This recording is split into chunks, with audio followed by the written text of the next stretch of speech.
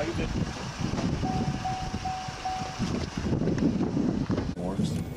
So, everybody behave. And action. Okay, I'm rolling some.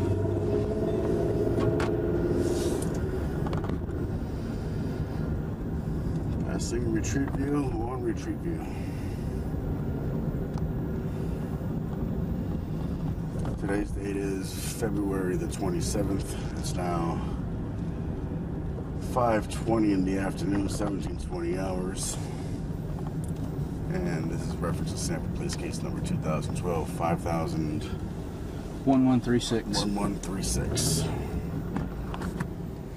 This is where he tells me first season. First spots in here? Yeah. Okay.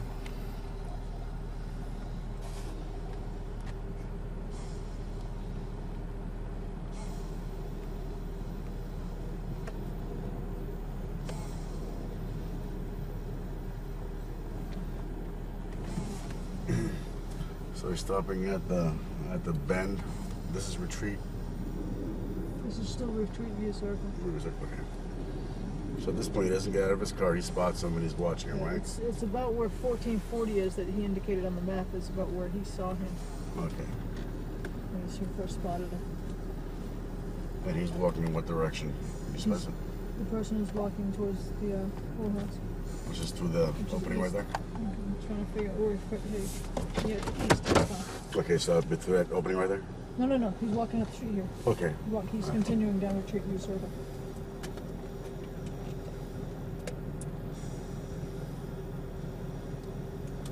Why don't you go ahead and ride with him and get the audio from inside there?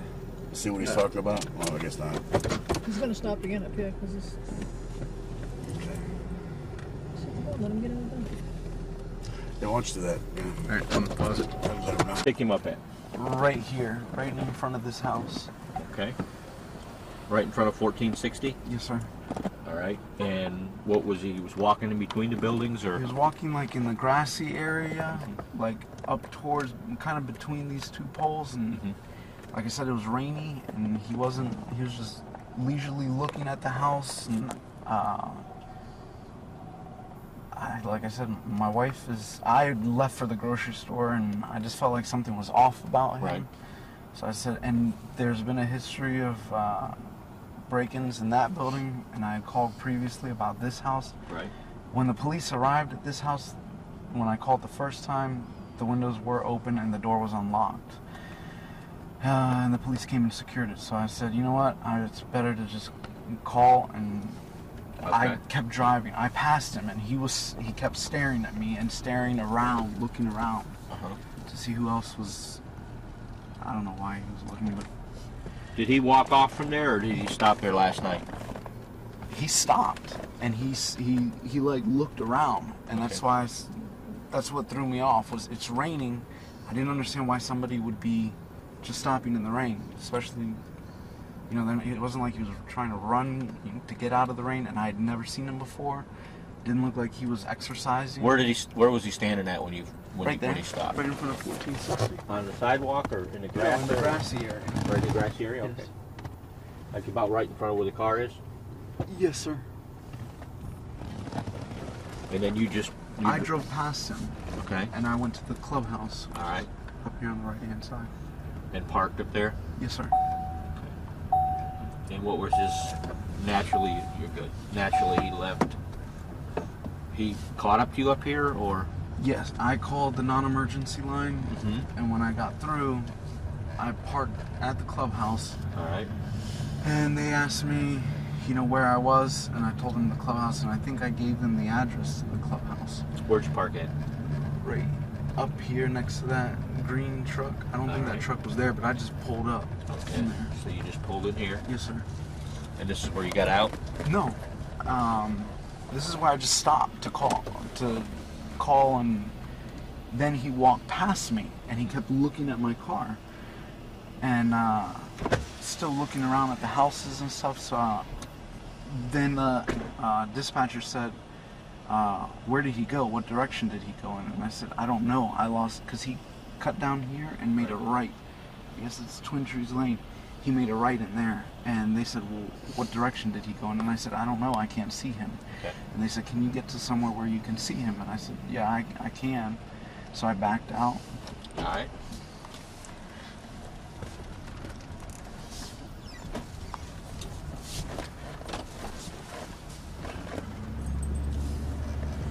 And I made this right here.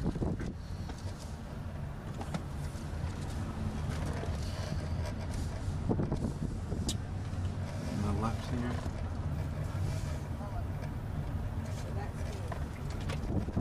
And I parked right about where that sign is in the yard. In front of the Ford truck. Yes, and I saw him standing right about here, sorry. Right about here.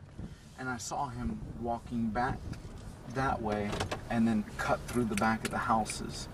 He looked back and he noticed me and he cut back through the houses. I was still on the phone with non-emergency. And then he came back and he started walking up towards the grass and then came down and circled my car. And I told the operator that. He was circling my car. I didn't hear if he said anything. Right. But he had his hand in his waistband. And I think I told the operator that. And they said, where are you? And I could not remember the name of the street. Because I don't live on this street. Right. Retreat View Circle goes in a circle. Right. And I said, I don't know. And he goes, we need an address. And I said, I don't know an address. I think I gave them my address. And they said, give us directions to get to you. And I said, if you tell the police to go straight at the clubhouse and make a left, my truck will be there. And again, they asked me where he went, what direction he went, and I said, I don't know. And then I thought to get out and look for a street sign. Right. So I got out of my car and I started walking. Right. Go ahead. Oh.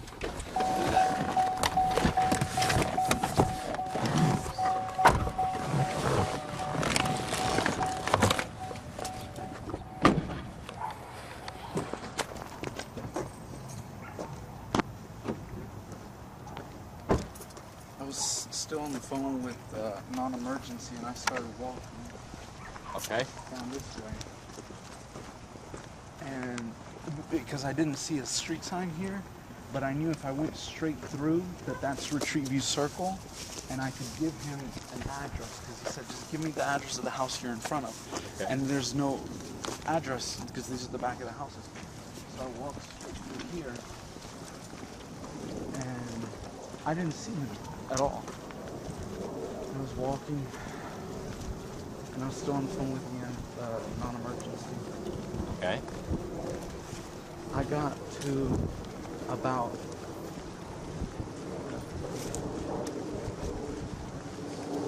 about here, and I had a flashlight with me. Okay. The flashlight was dead though, and I looked around and I didn't see anybody. And I told non-emergency, I said, you know what? He's gone. He's not even here. Right. So I still thought I could use their address, so I walked all the way through.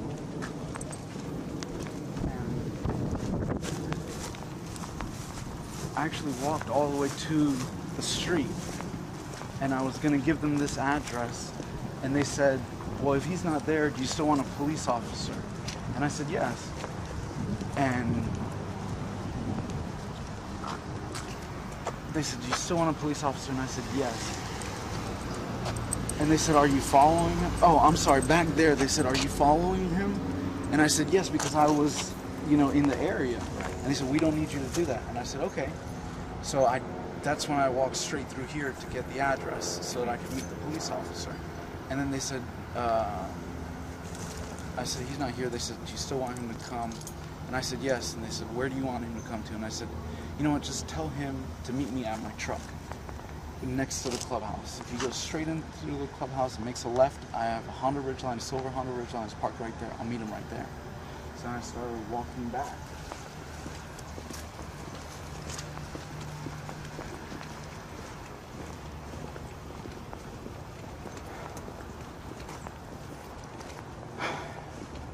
When I got to, I passed here, I looked, I didn't see anything again, and I was walking back to my truck. And then when I got to right about here, he yelled from behind me to the side of me. He said, yo, you got a problem? And I turned around and I said, no, I don't have a problem, man. Where was he at? About? He was about there, but he was walking towards me. So he's coming from this direction here. Yes, sir. I believe, like I said, I was already past that, so I didn't see exactly where he came from, but he was about where you were. Okay. And I said, no, I don't have a problem. And I went to go grab my cell phone, but I left it in a different pocket. And I looked down at my pant pocket, and he said, you got a problem now. And then he was here, and he punched me in the face. Right here? Right up around here. Okay. To be honest, That's fine. I don't remember exactly. That's fine. I think I stumbled, and I fell down. He pushed me down. Somehow he got on top of me. On the grass or on the cement? It was more over towards here. I think I was trying to push him away from me, and then he got on top of me somewhere around here. And that's when I started screaming for help. I started screaming help, help as loud as I could. And then is when he grabbed me. Oh, I tried to sit up, and that's when he grabbed me by the head and tried to slam my head down. And were you on this, like I said, were you on the cement or you on the... No, my body was on the grass. My head was on the cement. You can't see your basically facing this way. Yes, sir. Okay. That's as best as I could feel through my jacket. I felt like my body was on the grass and my head was on the cement, and he just kept slamming and slamming. And I kept yelling, help, help, help, as loud as I could. He put his hand on his nose, on my nose, and his other hand on my mouth. He said, shut the fuck up. And then I tried squirming again, because all I could think about was when he was hitting my head against it, felt like my head was going to explode, and I thought I was going to lose consciousness. So I tried to squirm so that I could get, because he only had a small portion of my head on the concrete. So I tried to squirm off the concrete. And when I did that, somebody here opened the door, and I said, help me, help me. And they said, I'll call 911. I said, no, help me. I need help. And I don't know what they did, but that's when my jacket had moved up, and I had my firearm on my right side hip. My jacket moved up, and he saw it. I feel like he saw it. He looked at it, and he said, you're gonna die tonight, motherfucker. And he reached for it, but he reached, like I felt his arm going down to my side, and I grabbed it, and I just grabbed my firearm, and I shot him one time. After you shot him, keep on going, what did he say? After I shot him, he like sat up. So you're still in this position here, basically. Yes, sir. You're laying down here. Shot him, so he's in the grass. Yes, sir. He was on top of me like this. I shot him, and I didn't think I hit him because he sat up and he said, "Oh, you got me. You got it. You got me. You got it." Something like that. So I thought he was just saying, "I know you have a gun now. I heard it. I'm giving up." Mm-hmm. So I don't know if I pushed him off me or he fell off me. Either way, I got on top of him and I pushed his arms apart. I said, You kind of flipped him over. I don't remember That's how I fine. got on top of him. I'm sorry. That's fine. But I got on his back and I moved his arms apart because when he was repeatedly hitting me in the face and the head, I thought he had something in his hands. So I moved his hands apart. So you had him face down then? Yes, face down, and I was on his back. And then somebody came with a flashlight, and I thought it was a police officer. Mm-hmm. So I said, "Are you the police?" And I still had my handgun out, and I told him, I said, "Are you the police?" And my gun's right here. And he goes, No, I'm not. I'm calling the police." And I said, "Don't call the police. Help me restrain this guy." And he said, "I'm calling the police. I'm calling the police." And I said, "I already called. They're on their way. They're coming. I need your help." And then's when the police officer came around. I saw the police officer, so I stood up and I holstered my weapon. And he said, "Who shot him?" And I said, "I did." And I put my hands up. I said, "I did." And I don't know if he told me to. I just automatically turned my back to him. And I lifted my shirt and I said, "My gun's right there." And I told him a few times, I said, "My gun's right there." And he goes, "Okay, I understand. I just need you to keep your hands up." And he put the handcuffs on me, and then he took my firearm from me.